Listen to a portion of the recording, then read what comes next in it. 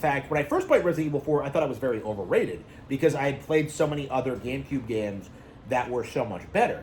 But, like, the GameCube games, very stereotypically, have always been downplayed and ignored. Like, if it's a Nintendo game, if it's on a Nintendo console, like, the masses just don't play it.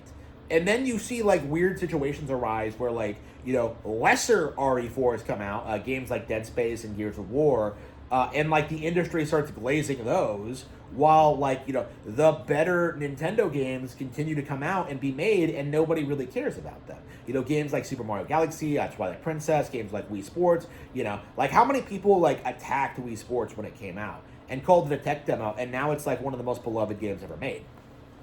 Again, like, the difference is, like, very, very striking, is that Resident Evil 4 was allowed to be successful because it was a third-party game, because it was ported to the PlayStation, because it was mature, and because it had, like, everything in it was brown, okay? Like, realistic is brown.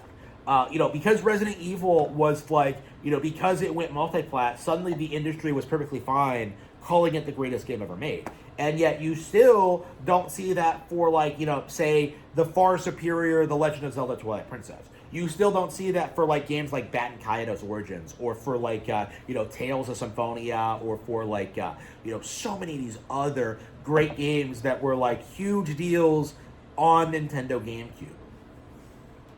Again, it's so interesting kind of seeing how the industry constantly glazes RE4, but fails to neglect, like, where it came from, and how that specific console had way better games than it.